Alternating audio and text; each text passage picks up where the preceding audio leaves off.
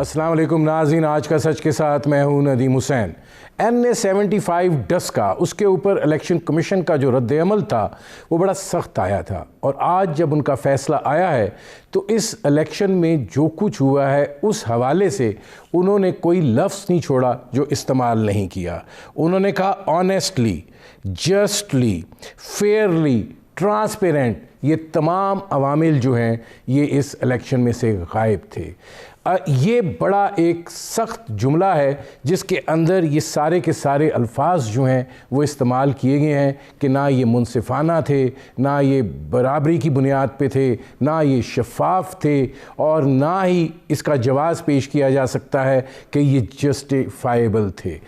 उसके साथ साथ ना सिर्फ ये कि इलेक्शन कमीशन ऑफ पाकिस्तान ने एक बड़ा फ़ैसला दिया और कहा कि 18 मार्च को NA-75 के पूरे हलके पर दोबारा इंतखाब होगा, बल्कि वहाँ की लोकल इंतज़ामिया और कमिश्नर तक की सतह के लोगों को तब्दील करने, मुअत्तल करने और आइंदा इलेक्शन ड्यूटी ना लगाने के हदायतनामा जो है वो भी जारी किया है।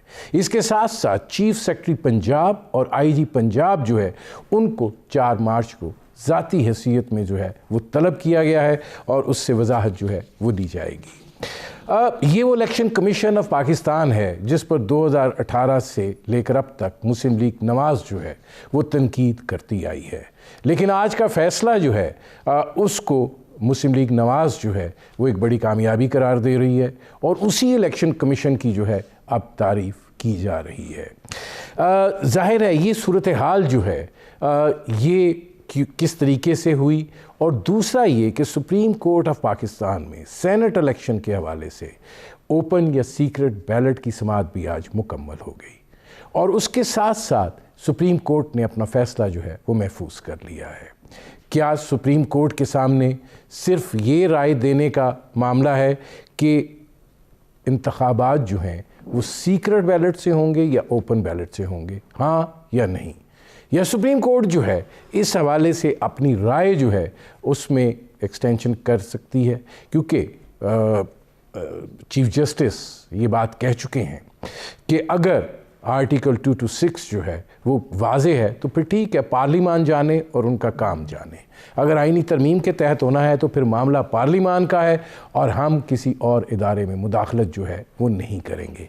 पाकिस्तान की सियासत में बहुत सारे तगय्युर तबदुल जो हैं वो हो रहे हैं। आज बिलावल भुट्टो ज़रदारी और मरीम नवाज़ साहिबा की मुलाकात जो है वो भी हुई, सेनेट इंतखाबात और सियासी मामलात के हवाले से जो है वो गुफ्तगू शनीद हुई। कल बिलावल भुट्टो ज़रदारी साहब जो हैं अपनी प्रेस कॉन्फ्रेंस में इस बात का इंदिया दे चुके हैं कि सेनेट के इंतखाबात के बाद हुकूमत से जो है वो बात हो सकती है। ज़ाहिर है इस्लामाबाद साज़िशी थ्योरियों का गढ़ है, बहुत सारी चीज़ें फ़्लोट करती हैं। क्या अब ये बात जो की जा रही है कि हुकूमत इमरान ख़ान की चलेगी, लेकिन इतनी ब्रीदिंग स्पेस जो है एक हिकमत अमली के तहत फ़राहम की जा रही है कि जिसके अंदर अपोजिशन जो है वो भी सांस ले सके। लेकिन सेनेट का मामला जो है वो ज़्यादा गंभीर है, और ज़ाहिर है कि इसके अंदर जो पैसा चलने की रवायत है ख़ास तौर पे छोटे सूबों के अंदर, वो यकीनन इस सारे अमल को जो है वो मशकूक बना देती है, और इसका इजहार जो है सुप्रीम कोर्ट ऑफ पाकिस्तान के अंदर भी हुआ है। बुनियादी तौर पर ये वो मंजरनामा है जिस पर करेंगे बात, आपका अपने मेहमानों से तारुफ़ करवाते हैं। हमारे साथ मौजूद हैं खुर्रम दस्तगीर खान साहब, रहनुमा हैं मुस्लिम लीग नवाज़ के। हमारे साथ मौजूद हैं सनाउल्लाह बलोच साहब, रहनुमा हैं बलूचिस्तान नेशनल पार्टी के। सनाउल्लाह बलोच साहब, मैं ज़रा आपसे शुरू करना चाह रहा हूँ। बलूचिस्तान जो है इस हवाले से जो कुछ सेनेट के इंतखाबात में होता है बहुत शोहरत रखता है, और ज़ाहिर है कि पैसों का जोड़ तोड़ जितना बलूचिस्तान में माजी में भी हुआ है और अब भी सूरत हाल वहाँ पर जिस नौइयत की है, जिस तरीके से हत्ता कि पाकिस्तान तहरीक इंसाफ की मुकामी क़यादत जो है वो जिस रवैये का इजहार कर रही है और जो रवाबित दूसरी पार्टियों के साथ हो रहे हैं, आप क्या समझते हैं कि बलूचिस्तान के अंदर ये रुपये का जो खेल है ये अपनी एक मरतबा फिर जो है वो चल पड़ा है? Thank you very much Nadeem साहब।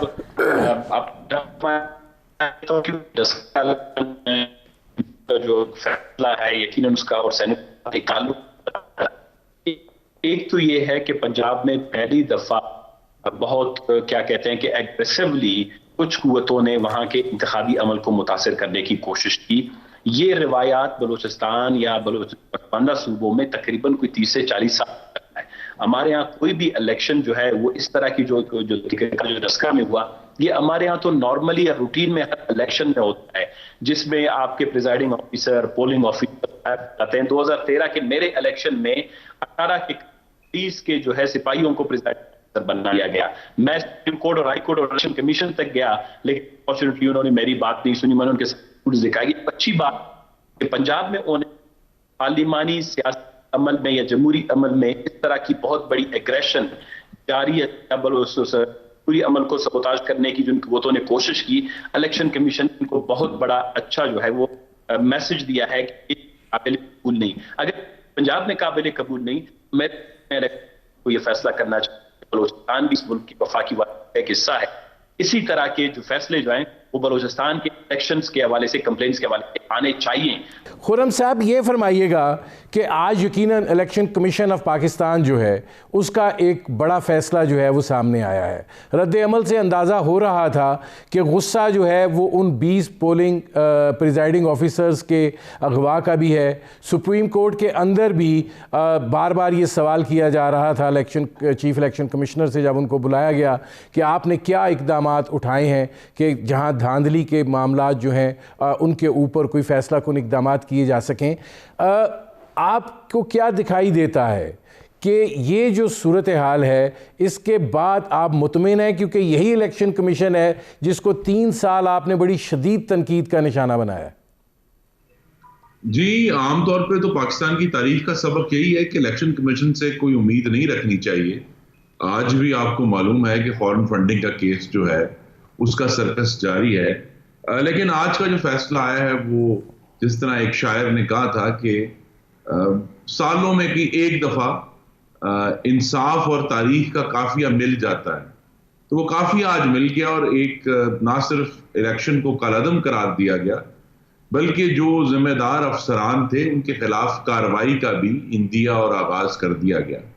ये एक ऐसी चीज है जो हमने पाकिस्तान की तारीख में नहीं देखी, आज हमने देखी है। और अल्लाह ताला के करम से मुस्लिम लीग नून की दरखास्त की वजह से ये हम पहुंचे हैं। और ये इसका फायदा जो है अल्टीमेटली पाकिस्तान की तमाम सियासी जमातों को और तमाम सूबों में जो जमहूरियत के लिए जद्दोजहद करने वाले लोग हैं उनको होगा। तो ये असल में तो अवाम की फतह है, वोटरों की फतह है, जमहूर की फतह है कि भाई ये जो वोट का तकद्दुस है उसको कायम करने के लिए आज हमने एक कदम आगे बढ़ाया है और इसको हम अब आगे लेकर चलेंगे इंशाल्लाह। जब 18 मार्च को रीपोल होगा तो हमारी पूरी कोशिश होगी कि वोट के ऊपर पहरा दिया जाए, उसकी इज्जत को यकीनी बनाया जाए। और यही कोशिश जो है ये सेनेट के इंतखाबात में भी हम कर रहे हैं कि ये पाकिस्तान में जो हाइब्रिड निजाम है उसको इसी जमहूर की ताकत से ही शिकस्त दी जाए।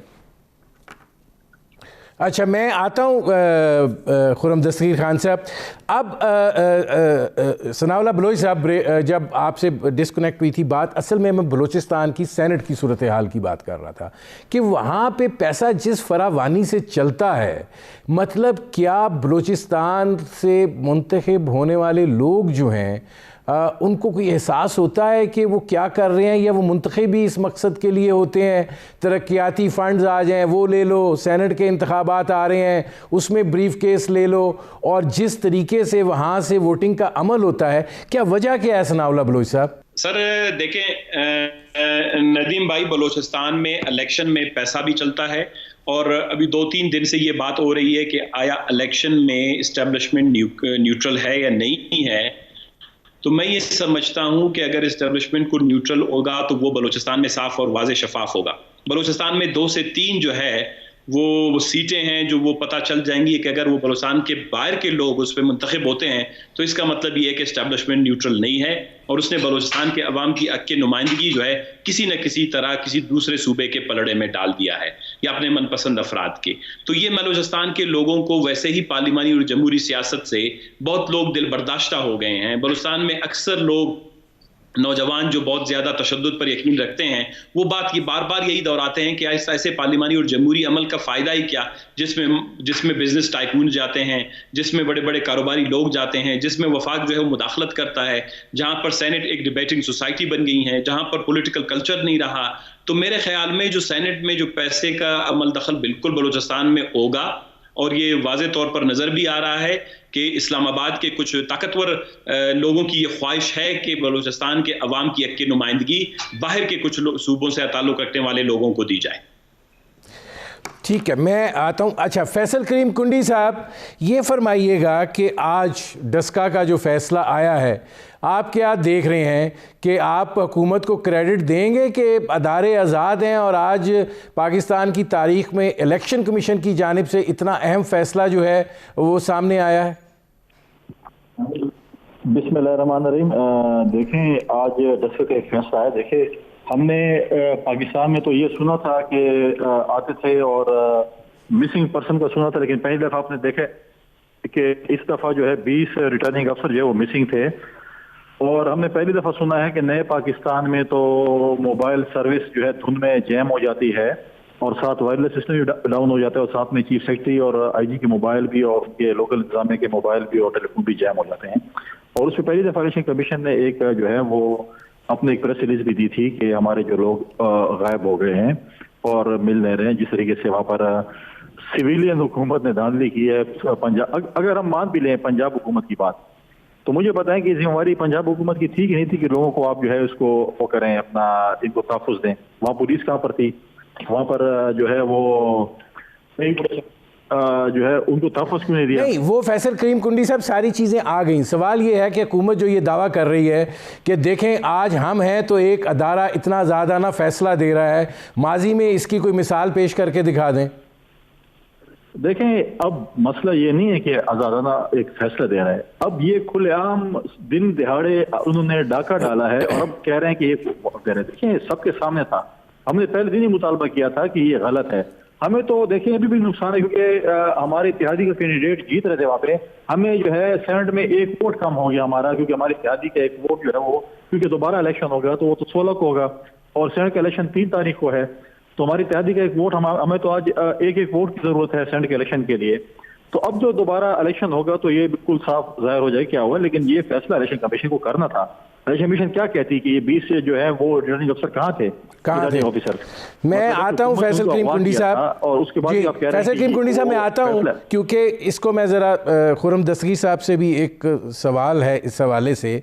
खुर्रम दस्तगीर साहब, ये फरमाइएगा कि ये जो हुकूमती मौक़िफ़ है कि हमने अदारों को मजबूत किया है, इदारों को आज़ाद किया है और आज का फ़ैसला उसका अक्स है, जैसे मैंने फैसल करीम कुंडी साहब से भी पूछा, आपको क्या दिखाई देता है कि इसमें इलेक्शन कमीशन ऑफ पाकिस्तान जो है उसको ज़्यादा ठेस इस लिहाज से पहुंची कि उनके अफसरान जो है वो अगवा कर लिए गए?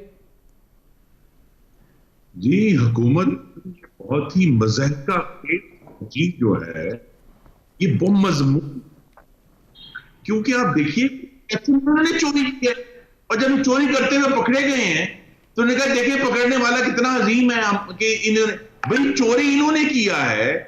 जो अगवा हुए इलेक्शन कमीशन के जो प्रिजाइडिंग अफसर थे वो चोरी करने वाले, ये गोलियां चलाने वाले, ये पुलिस के जरिए पोलिंग रुकवाने वाले, ये पुलिस के जरिए पोलिंग सुस्त करवाने वाले, ये जाली वोट डलवाने वाली हुकूमत, उसके बाद जो वोट है वो छीनने वाली हुकूमत। तो ये सारे काम खुद करके अब कहते हैं जी हमने इदारे मजबूत किए। ये बहुत ही मजमूम तौजी है और इसको स्ट्रेट फॉरवर्ड इसको टेक ऑन करना चाहिए सब मीडिया को भी, कि पहले आप खुद चोरी करते हैं, जब पकड़े गए हैं तो आप कहते हैं देखें जी हमने इदारों को मजबूत कर दिया। ये कोई तौजी नहीं है। और ये इमरान खान साहब की बात है कि जी पहले करप्ट लोगों को आप वफाकी काबीना में शामिल करते हैं, जब वो पकड़े जाते हैं तो कहते हैं अच्छा जी हमने निकाल कर उनको अपनी पार्टी का सेक्रेटरी जनरल लगा दिया। ये इंसाफ नहीं होता और ये किसी तरह भी एहतसाब नहीं है। ये सिर्फ एक वही बात है कि मजबूरी में ये लोग पकड़े गए और जब पकड़े गए तो ये कहते हैं जी अच्छा देखें कितना हमने इदारों को मजबूत कर दिया। ये मुझे नहीं मालूम कि इलेक्शन कमीशन ऑफ पाकिस्तान जो है उसने ये फैसला जो जुर्रत का किया। पहले उन्होंने जो 20 तारीख को एक प्रेस रिलीज इशू की, वो भी जुर्रत की प्रेस रिलीज थी। और जो आज का फैसला है वो भी जुर्रत का फैसला है। और उससे भी ज्यादा जो आई थिंक ज्यादा अहम बात है रीपोल से ज्यादा, वो ये उन्होंने कहा है कि हम इंतजामिया के अफसरान को बुलाएंगे। असल तो ये इम्तिहान है कि जो इंतजामिया है उसको ये समझ आनी चाहिए अब कि हुकूमतों के कहने पर और वो जो मर्जी करें, लेकिन वोट का तकद्दुस पामाल नहीं होगा। मुझे एक ब्रेक लेना पड़ रहा है। खुर्रम दस्तगीर खान साहब, नाज़रीन हमारी गुफ्तगू जारी है, एक मुख्तसर से कमर्शियल ब्रेक का वक्त हुआ है, मिलते हैं इस वक्फे के बाद।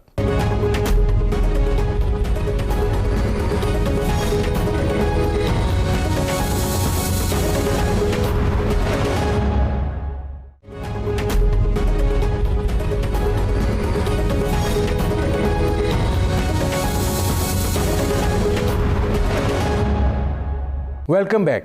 अच्छा सनाउल्लाह बलोच साहब, ज़रा ये फरमाइएगा कि इस वक्त बलूचिस्तान के अंदर क्या सूरत हाल है सेनेट के इलेक्शंस को लेके, क्योंकि सरदार यार मोहम्मद रिंद साहब बड़े मौसर सरदार हैं, ज़ाहिर है बलूचिस्तान की सियासत का एक अहम किरदार भी हैं, पाकिस्तान तहरीक इंसाफ के वो सूबाई पार्लिमानी लीडर भी हैं, सब कुछ हैं, काबीना के अंदर भी हैं, वो भी नाराज़ हैं। वहाँ पे डिवीजन इस वक्त किस नौइयत की है? ये जो बलूचिस्तान में हुकूमत बनी है पहले शुरू दिन से, ये बड़ी गैर फितरी सी हुकूमत है, अननेचुरल सा एक अलायंस है, जिसमें कुछ लोगों ने यहाँ ज़बरदस्ती आकर लोगों की के नुमाइंदगी पर जो है किसी न किसी तरह दावा डालकर मुख्तलिफ जमायतें बनाई और बलूचिस्तान में एक ऐसी हुकूमत की बुनियाद डाली जो आज तक डिलीवर नहीं कर सका। ये जो फॉल्ट आपको अभी नजर आ रहा है इलेक्शन के दौरान, ये फॉल्ट गुज़िश्ता 2-2.5 साल से इस गवर्नेंस के प्रोसेस में था, जिसकी वजह से बलूचिस्तान में कोई डिलीवरी नहीं हुई, बलूचिस्तान में तालीम पीछे चला गया, बेरोजगारी बढ़ गई, गुर्बत की शरह बढ़ गई। अभी आपने देखा सेनेट में ये फॉल्ट लाइन जरा उबर के सामने आ गया, जिसमें सरदार यार मोहम्मद रिंद साहब जो हैं बिल्कुल अपने इत्यादियों के हवाले से और पीजीआई की हुकूमत की पॉलिसियों के हवाले से जो है वो आके खड़े हो गए हैं। अब हमें पता नहीं है कि किस हद तक वो अपने फैसले पर कायम रहेंगे या किस तरीके से उनको इस अलायंस में एडजस्ट किया जाएगा। हम खुद इस वक्त एक मजबूत पार्टी की हैसियत से या पीडीएम की जो हम जमातें हैं, जिसमें हम हैं, जमीयत उलमा इस्लाम है, हम खुद इस वक्त कैंडिडेट के हमने सेनेट के कैंडिडेट उतारे हैं। तो इंशाल्लाह हमारी तो कोशिश ये है कि हम सबसे बात भी करेंगे। सेनेट का एक ऐसा अमल है, उसमें इलेक्शन में कोशिश ये होनी चाहिए। सरदार यार मोहम्मद रिंद साहब ने एक अच्छी बात जो की है, अगर उसको वफाकी हुकूमत सुनना चाहती है, वो ये है कि बलूचिस्तान की अक्की नुमाइंदगी बाहर के लोगों को मत दी जाए।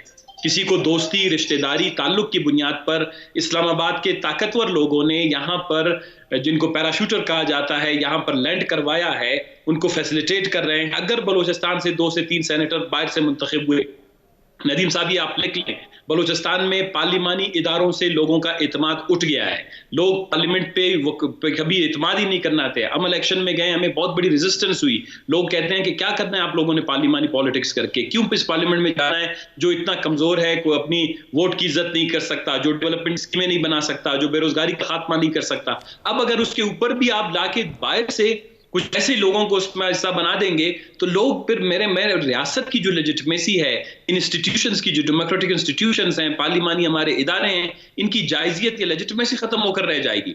लोग, आप बलूचिस्तान के लोगों को ये नहीं कहेंगे कि आप पार्लियामेंट जो है आपके साथ बात करेगी, पार्लियामेंट के नजरिए से अपना मसला हल करें। तो ये बलूचिस्तान के साथ जो होने वाला है, सरदार यार मोहम्मद रिंद साहब ने भी शायद इसको महसूस किया है, हमने भी इसको महसूस किया है कि बलूचिस्तान में अब तो ये है कि मनपसंद लोगों को मुंतखब करवाने का जो इस्लामाबाद की ख्वाहिश है वो दिन ब दिन बढ़ती जा रही है। कभी खवातीन मेंबर की सूरत में वो ले आते हैं, कभी ट्रांसजेंडर की सूरत में फिर ले आएंगे, पता नहीं कभी मिनॉरिटी की सूरत में ले आएंगे, पता नहीं कभी किस सूरत में लाएंगे, लेकिन इस्लामाबाद की ख्वाहिश बलूचिस्तान के अवाम की नुमाइंदगी पर कब्जा करने की, ये बहुत बड़ा मैसेज देगा उन कुव्वतों को जो बलूचिस्तान में ऑलरेडी जो है सियासी और जबूरी अमल को जो है आगे बढ़ता हुआ नहीं देखना चाहते। मैं आता हूँ सनाउल्लाह बलोच साहब। अब फैसल करीम कुंडी साहब ये फरमाइएगा कि दिलचस्प सूरत हाल सेनेट के इंतखाब की भी है। यूसुफ रज़ा गिलानी साहब पीडीएम के मुश्तरका उम्मीदवार हैं, ज़ाहिर है डॉक्टर हफीज़ शेख के मुकाबले के ऊपर खड़े हैं। अब उनको वोट तो चाहिए, क्या आप समझते हैं कि जो उनको एक्स्ट्रा वोट चाहिए वो लोग ज़मीर के मुताबिक देंगे और जो सियासत, जो कुछ लो और कुछ दो का नाम है जिसकी आप लोग भी बात करते हैं, तो फिर ये क्या आप समझते हैं कि इसको एक मोतबर तरीका कहा जाएगा? देखें, पहली बात तो यह है कि यूसुफ रज़ा गिलानी साहब पीडीएम के कैंडिडेट हैं इस्लामाबाद से सेनेट के इलेक्शन के लिए, और इंशाल्लाह उसके बाद जो है वो जब वो जीतेंगे तो हमारे चेयरमैन सेनेट के भी वो कैंडिडेट होंगे। अब ये है कि आप कह रहे हैं कौन, देखें हमारी कोशिश भी, हमारे 15 से 18 मेंबर्स का फर्क जो आ रहा है उसमें हम कोशिश कर रहे हैं कि हम हुकूमत के इत्तेहादियों के साथ बात करें, हुकूमत के जो है नाराजा रकीन से भी बात करें, क्योंकि अगर आप देख रहे हैं जैसे रिंद साहब की आपने बात की, आपने जदोई साहब को सुना, आपने मुख्तलिफ पार्लियामेंटेरियंस को मुख्तलिफ औकात में सुना कि उनका PTI के साथ जो उनकी नाराजगी है वो भी सबके सामने है, और अभी जो टिकटों की तकसीम पे जो बातचीत हो रही है वो भी सबके सामने है। अब देखें हफीज शेख साहब तो एक ऐसे शख्स जो कि PTI के तो रुकन है, वो तो मुशर्रफ साहब के साथ भी थे, हमारे साथ भी थे, अभी PTI की काबीना के मेंबर हैं, कल जो है वो किसी और काबीना के मेंबर होंगे। वो तो जो है वो एक टेक्नोक्रेट हैं और वो जॉब के लिए हर वक्त अवेलेबल होते हैं हर पार्टी के लिए। तो अब PTI के लोगों में ये भी वो है कि ये हमारे पार्टी के जो है वो नजरियाती कारकुन नहीं है या नजरियाती हमारे। फैसल करीम कुंडी साहब, मैं आपकी तरफ आता हूँ। अच्छा, खुर्रम दस्तगीर खान साहब, ये फरमाइएगा कि जाहिर है सेनेट जो है उसके ओपन बैलेट, सीक्रेट बैलेट का मामला अब सुप्रीम कोर्ट फैसला महफूज हो गया है, लेकिन देखने की बात यह है कि जिस तरीके से इस वक्त सेनेट की सफ़बंदी हो रही है और जिस तरीके से मामला तय किए जा रहे हैं, आप समझते हैं कि ये बाज़मीर सियासत का अक्स है? जी, बाज़मीर क़यादत और या बाज़मीर जो कॉन्डक्ट है इलेक्शंस का, वो फैसला तो इस्टेब्लिशमेंट ने करना है, उसके बाद सियासी जमातों ने करना है। यहाँ सुप्रीम कोर्ट में मुझे बतौर एक मुंतखब नुमाइंदा बड़ा दुख हुआ कि ये सारी बात गुडमुड कर दी गई। सुप्रीम कोर्ट ने सिर्फ एक सीधा जवाब देना है कि सेनेट का इलेक्शन जो है वो आइन के तहत है या नहीं है, और इस पे बड़ा वाज़ेह आइन कहता है कि वो कॉन्स्टिट्यूशन के तहत इलेक्शन है। तो लिहाजा इसमें जो सारी अखलाकियात की जो बहस डाली गई है और सियासत को बदनाम किया गया है, अब ये बहस सुप्रीम कोर्ट में नहीं होनी थी, ये होनी चाहिए पार्लियामान में, पार्लियामान के दोनों हाउसेस में होनी चाहिए।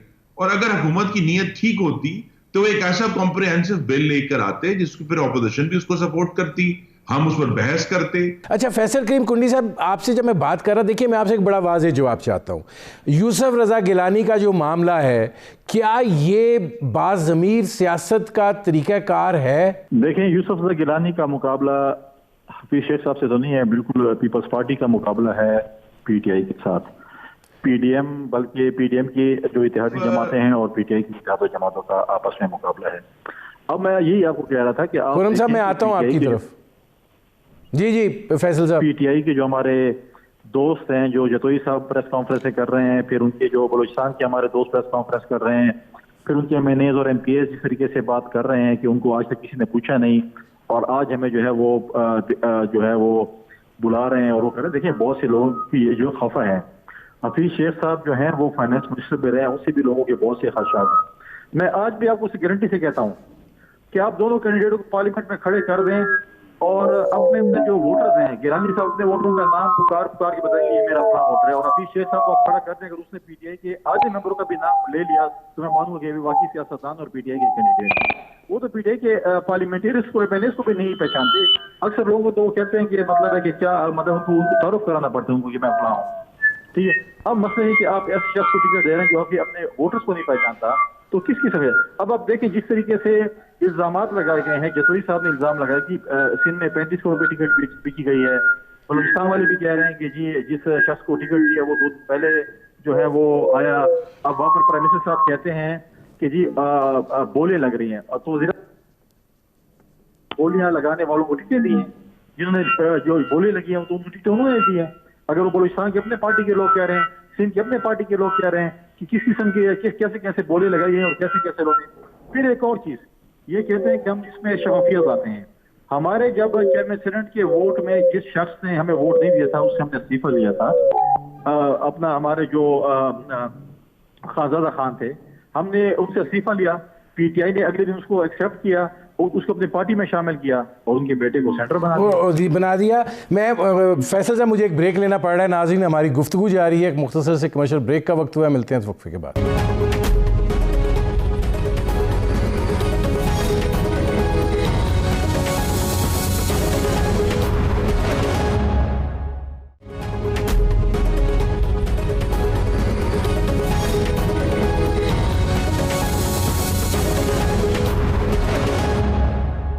Welcome back. अच्छा खुर्रम दस्तगीर खान साहब, मैंने ब्रेक पर जाने से पहले जो आपसे बात हो रही थी, बात ये हो रही थी कि आप कह रहे थे कि हुकूमत चोर दरवाजे से आना चाहती है।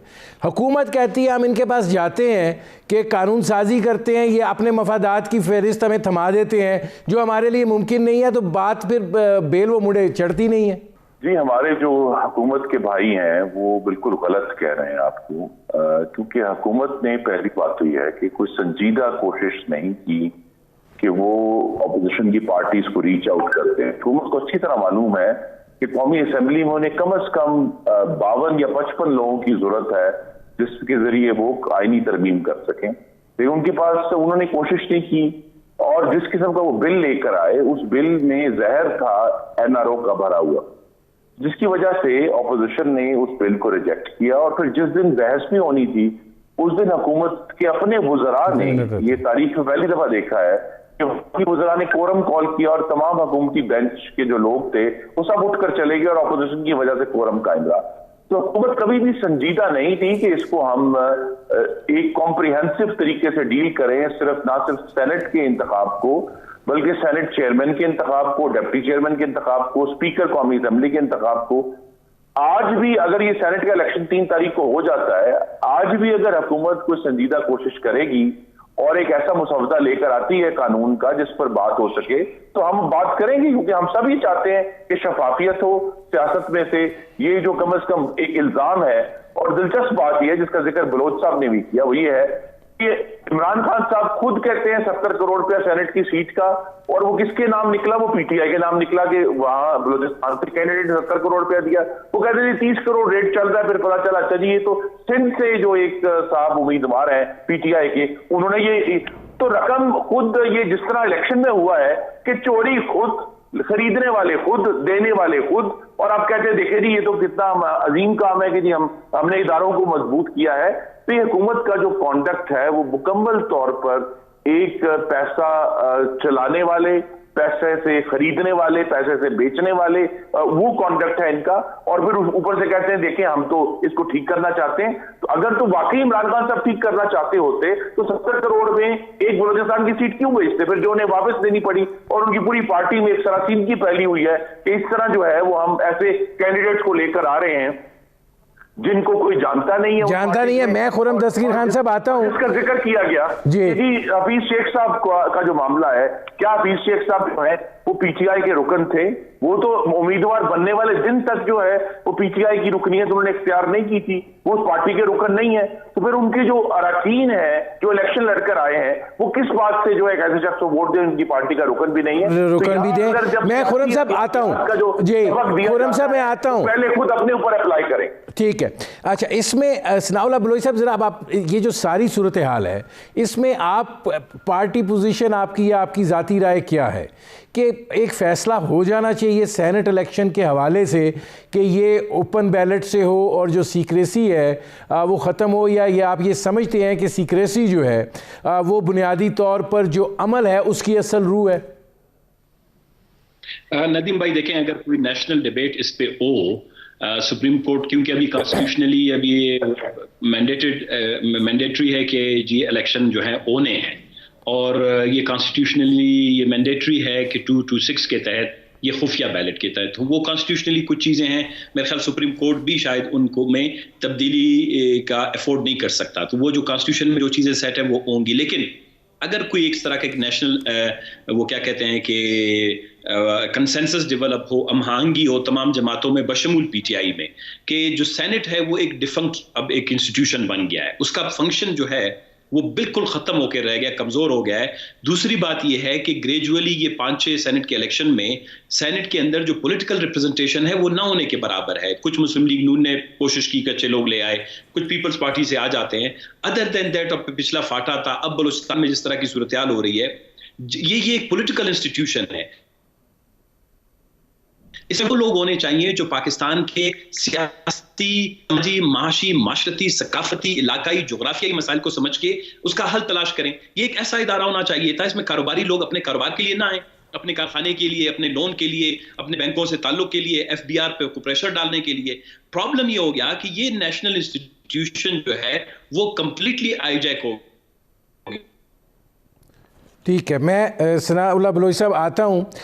खुर्रम दस्तगीर खान साहब, ये फरमाइएगा कि बिलावल भुट्टो ज़रदारी साहब ने बात की है कि सेनेट के इंतखाबात के बाद हुकूमत से बातचीत हो सकती है। आज मुलाकात हुई है मरीम नवाज़ साहिबा की बिलावल भुट्टो ज़रदारी से, और दोनों की जो मुश्तरका प्रेस कॉन्फ्रेंस थी वो बड़ी एक रूटीन की प्रेस कॉन्फ्रेंस थी, उसमें कोई ऐसी खबरियत वाली बात जो है वो नहीं थी। दूसरी जानिब हमज़ा शहबाज साहब की ज़मानत जो है वो भी मंजूर हो रही है। तो आप क्या समझते हैं कि मुस्लिम लीग नवाज़ के अंदर भी अब कोई बयानिए के हवाले से सूरत हाल जो है वो बदलेगी, या ये कि जिस जारहाना अंदाज में मरीम नवाज़ साहिबा मामलात को लेकर आगे चल रही हैं वही तरीक़ाकार रहेगा? वो जो तरीक़ेकार है वो जारहाना नहीं है, वो आवाम की आवाज़ है कि कम से कम हम पाकिस्तान में एक फैसला तो कर ले। चलिए, बहुत सारे इशूज़ के ऊपर अभी हमने आगे बढ़ना है, लेकिन पाकिस्तान के जो इंतखाबात है, जो अवाम का वोट है, उसका तकद्दुस और उसकी इज्जत जो है वो हम लेकर चल रहे हैं और वो जारी रहेगी। और उसमें पीडीएम की जमातें शामिल हैं। पीडीएम का जो ओरिजिनल 27 नुकाती एजेंडा था उसमें टॉप पे यही है कि पाकिस्तान की सियासत में से जो है मावराए आईन मुदाखलत है वो हमने खत्म करनी है, उस पर मुत्तफिक हैं। तो लिहाजा वो खबर जो है वो अब चंद माह पुरानी हो गई है, उसको हम लेकर चल रहे हैं। तो सेनेट के इलेक्शन के बाद तो तमाम फोकस जो है, और बशमूल हमजा शहबाज साहब जो हमें अब आकर इसमें हमारी पूरी मुआवनत करेंगे और गाइडेंस करेंगे पंजाब असेंबली में कि हमें लॉन्ग मार्च को कामयाब किस तरह बनाना। तो 3 मार्च का जो एक मार्का है, उसके बाद सारा फोकस जो है वो 26 मार्च के लॉन्ग मार्च के ऊपर होगा। और मुझे ये यकीन है कि हमजा शहबाज साहब के जो पंजाब में बहुत गहरी उनकी जड़ें हैं और बहुत लोगों से वो वाकिफ हैं, वो मुस्लिम लीग नून की तरफ से लॉन्ग मार्च को कामयाब बनाने की भरपूर कोशिश करेंगे। हमें ज्वाइन किया है जस्टिस रिटायर्ड शाइक उस्मानी साहब ने, उनसे बात करते हैं। शाइक उस्मानी साहब, आपसे 2 सवाल हैं। पहला सवाल, आज जो इलेक्शन कमीशन का फैसला सामने आया है, इसमें इलेक्शन कमीशन का ये भी गुस्सा शामिल है कि उनके अफसरान को अगवा कर लिया गया। आप कैसे इस फैसले को देखते हैं? मेरी नज़र में तो मेरे ख्याल में इलेक्शन कमीशन ने बड़ा सेंसिबल फैसला दिया है, क्योंकि जो मेन इशू इन्वॉल्व था इसमें कि उनके आदमियों को अगवा कर दिया गया था। तो उस वजह से मेरे ख्याल में ये लाजिम था कि इलेक्शन दोबारा हो। तो री इलेक्शन का फैसला सही था, क्योंकि अगर वो ये नहीं करते और सिर्फ चंद हलकों में खोलते और उसमें इलेक्शन करवाते, तो वो जो इशू था वो अपनी जगह रहता। तो इस वजह से मेरे ख्याल में ये फेयर डिसीजन है कि उन्होंने ये कहा कि री इलेक्शन करवा दिया जाए, चाहे दूसरी साइड को पसंद आए या ना आए, लेकिन मेरे ख्याल में तो ये सही डिसीजन था। अच्छा, अब हुकूमत अगर सुप्रीम कोर्ट में अपील में जाती है तो उसके क्या असरात होंगे शाइक उस्मानी साहब? क्या इसके री इलेक्शन के क्या असरात होंगे? वो अगर अपील में जाते हैं इस फैसले के खिलाफ इलेक्शन कमीशन के? जी, अगर वो, अभी मैंने देखा है टीवी पे कि वो उन्होंने कहा है, इमरान साहब ने कहा है कि वो उसके खिलाफ अपील में जाएंगे। मेरे ख्याल में ये इमरान साहब गलत उनका फैसला है और उनको नहीं जाना चाहिए अपील में, क्योंकि अपनी अगर वो दिखाना चाहते हैं कि वो फेयर एंड फ्री इलेक्शन कराना चाहते हैं, तो उनको चाहिए था कि इलेक्शन कमीशन का फैसला वो कबूल कर लेते और कहते ठीक है आप करें। तो उससे मेरे ख्याल में उनकी इज्जत और बढ़ती, और क्या पता शायद उस फैसले की वजह से वो इलेक्शन जीत भी जाते डस खा के। लेकिन ये मेरे ख्याल में जो अपील का फैसला है वो गलत है, और सुप्रीम कोर्ट के पास अगर जाएंगे तो सुप्रीम कोर्ट मेरे ख्याल में अपहोल्ड करेगी इलेक्शन कमीशन का फैसला। एक चीज़ और, आज सुप्रीम कोर्ट ने जो सेनेट के ओपन और सीक्रेट बैलेट के हवाले से फ़ैसला है उसको महफूज कर लिया है। आप क्या समझते हैं कि क्या राय है जो सुप्रीम कोर्ट इस हवाले से दे सकता है, क्योंकि कुछ रिमार्क्स उनके ऐसे हैं कि ये मामला पार्लिमान का है और पार्लिमान जाने? शुरू से कह रहा हूँ, शायद आपके प्रोग्राम में कहा कि नहीं, लेकिन मैं आमतौर से प्रोग्राम में कह रहा हूँ कि सुप्रीम कोर्ट के पास तो कोई और चारा ही नहीं है कि बजाय इसके कि वो अपहोल्ड करें कॉन्स्टिट्यूशन प्रोविजन 226 जो है। तो अब वो, चूंकि ये एक एडवाइजरी कैपेसिटी है उनकी, जो प्रेसिडेंट को कॉन्स्टिट्यूशन के तहत वो चाहे तो एक रेफरेंस भेज सकता है सुप्रीम कोर्ट के पास। तो ये एडवाइजरी कैपेसिटी में उन्होंने प्रेसिडेंट को एडवाइस देनी है। तो खैर उन्होंने हियरिंग लंबी कर दी, इतनी लंबी हियरिंग की ज़रूरत नहीं थी इस केस में, लेकिन उन्होंने लंबी हियरिंग कर दी और अब वो जो फैसले पे नतीजे पहुंचेंगे, जो लास्ट रिमार्क्स मैंने सुने हैं उससे जाहिर होता है कि जो बेंट ऑफ माइंड है उनका वो चेंज हो गया, जो शुरू में था उससे चेंज हो गया, और वो अब इसी नज़रिए पे हैं कि जो कॉन्स्टिट्यूशन में लिखा हुआ है उसी तरीके से करना चाहिए इलेक्शन, और यही मेरे ख्याल में एडवाइस वो प्रेसिडेंट साहब को भी देंगे। ठीक है। अच्छा, इसमें सनाउल्लाह बलोच साहब, मेरे पास चूँकि वक्त कम है, फिर मैंने खुर्रम दस्तगीर साहब की तरफ भी जाना है, ये फरमाइएगा कि ये जो पाकिस्तान की सियासत के अंदर एक तकसीम बढ़ गई है, और ठीक है इख्तलाफ राय होता था, अब वो इख्तलाफ राय बढ़ता बढ़ता नफ़रत की हद तक पहुँच गया है, ये जो पोलराइजेशन है ये आप कितनी बढ़ती हुई देख रहे हैं आने वाले दिनों में? पाकिस्तान के जो पॉलिटिकल पार्टीज के माबैन है, जिस नेगोशिएशन और डायलॉग और डिस्कशंस होती हैं, मुख्तलिफ ख्याल जमातें जो हैं वो बैठ के एक कौमी एजेंडे पे बात भी करते हैं।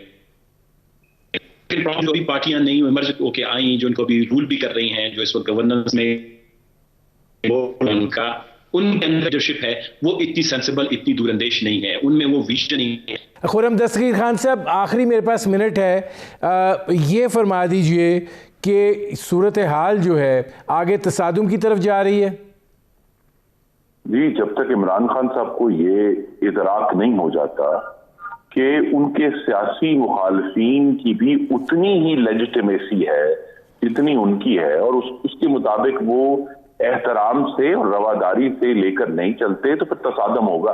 अगर एक वजीर आजम 30 महीने से ऑपोजिशन को चोर चोर कहने पे लगा हो, मोदी का यार कहने पे लगा हो, उनको गद्दार कहने पे लगा हो, तो फिर उससे कैसे बात हो सकती है? तो हमने तो बातें कर दी है कि जी हम नैब लॉ के ऊपर कोई बात नहीं करेंगे हुकूमत से, लेकिन अगर जो दूसरी लेजिस्लेशन है उस पर हम अपनी राय देंगे और उस पर बात भी करेंगे, और इशू भी हम स्टैंडिंग कमेटीज अटेंड करते हैं लेकिन और कोई मीटिंग अटेंड नहीं करते। तो जब तक इमरान खान साहब खुद जो है वो रवादारी का और जो जमहूरियत का सबक नहीं सीखते, वो खुद तसादुम की तरफ जा रहे हैं। ऑपोजिशन तो सिर्फ ये कहती है कि ये आपने 2018 का इलेक्शन चोरी किया था, आपने डस्का का इलेक्शन चोरी किया था, इसका सद्दे-बाब करें और अगला इलेक्शन जो है वो मुदाखलत के बगैर हो। खुर्रम दस्तगीर खान साहब, मेरे प्रोग्राम का वक्त ख़त्म हो रहा है। बहुत शुक्रिया खुर्रम दस्तगीर खान साहब, बहुत शुक्रिया सनाउल्लाह बलोच साहब, बहुत शुक्रिया फैसल कुंडी साहब, बहुत शुक्रिया जस्टिस शाइक उस्मानी साहब। नाज़रीन, आपने हमारे पैनल के शुरका की गुफ्तगू सुनी। अब तक के लिए इतना ही, इजाज़त दीजिए। अल्लाह हाफ़िज़।